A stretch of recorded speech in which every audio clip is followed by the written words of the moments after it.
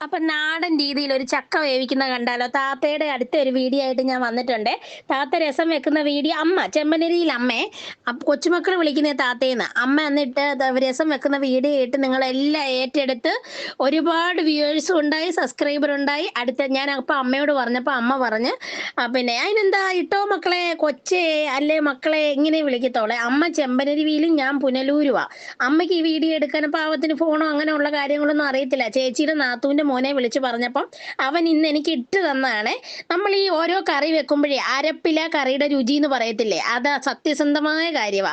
ഇത് അമ്മ അരയ്ക്കുന്ന ഓരോരോ സ്റ്റൈല് കണ്ടോ? അതുപോലെ തന്നെ നമ്മൾ ഈ മിക്സിയിലിട്ട് അരയ്ക്കുമ്പം പലതും എന്താ പറയുന്നത്, ഒറ്റയടി.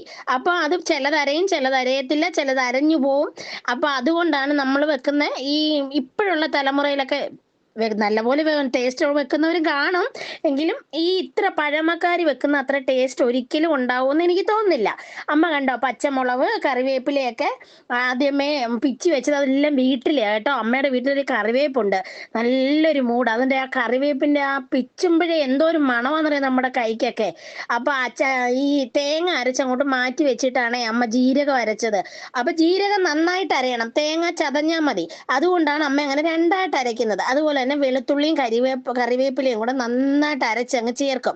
മിക്സിയിൽ ഇട്ടാൽ ഒരിക്കലും ഇങ്ങനെ അരഞ്ഞു വരത്തില്ല, ഭയങ്കരമായിട്ട് അരഞ്ഞു പോവും. അതുപോലെ തന്നെ പാളയൊക്കെ വെട്ടി വെച്ച് എന്തോരം ഡീസന്റ് ആയിട്ടാണെന്നറിയാവോ അമ്മ അത് അരച്ച് ഇങ്ങനെ വെക്കുന്നതേ. അത് കഴിഞ്ഞിട്ട് ഈ എന്താ പറയുന്നേ, ഈ ഞാൻ കഴിഞ്ഞ പ്രാവശ്യമേ ഇട്ടപ്പോ ഞാനായിരുന്നു ആ വീഡിയോ എടുത്തത്, ഞാൻ ഉണ്ടായിരുന്നു അവിടെ. പക്ഷെ ഇപ്രാവശ്യം നാത്തൂന്റെ മോൻ എടുത്തിട്ട് എല്ലാം എടുക്കാൻ പറ്റില്ല. അമ്മയ്ക്ക് ഇതെന്താ എങ്ങനെ ചെയ്യേണ്ടതെന്നൊന്നും അറിയത്തില്ലല്ലോ. അപ്പൊ അവനെ കൊണ്ട് തന്നെയല്ല, അവിടെ റേഞ്ചും ഇല്ല കേട്ടോ. പാളയ്ക്കകത്തൊക്കെ അരച്ചെടുക്കുന്നത് കണ്ടോ. അപ്പം ഞാൻ ഈ ഒരു ദിവസം ഇനി 2 ദിവസം അവിടെ ചെന്ന് നിൽക്കാനെന്ന് വെച്ചാൽ നമുക്ക് അന്ന് പോയാൽ അന്ന് വരാൻ പറ്റത്തില്ല. അല്ലെങ്കിൽ കാറിലൊക്കെ ആണെങ്കിലേ വരാൻ പറ്റത്തുള്ളൂ, നല്ല ദൂരമുണ്ട്.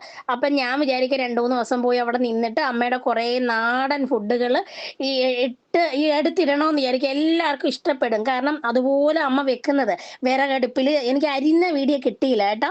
വിറകടുപ്പിൽ ചക്ക അങ്ങോട്ട് നല്ലൊരു റൗണ്ട് പാത്രത്തിനകത്ത് വെക്കുന്ന എന്തിനാണെന്നറിയോ? എന്താ കുഴയ്ക്കാനുള്ള ഈ എളുപ്പം കൊണ്ടാ. അവിടെ കണ്ടോ ഈ ഇളക്കുന്ന സാധനം എന്ന് വെച്ചാൽ ഈ മടലുണ്ടല്ലോ നമ്മുടെ തെങ്ങിന്റെ, അത് വെട്ടി ചീകി വൃത്തിയാക്കി വെച്ചിട്ട് അത് വെച്ചാ ഇളക്കുന്നത്. അപ്പൊ എല്ലാം ചക്കയും വൃത്തിയായിട്ട് കുഴയും. ഇത് മീൻകറിയോ അച്ചാറോ കൂട്ടി കഴിക്കണം, എന്തോ ടേസ്റ്റ് എന്നറിയാവോ?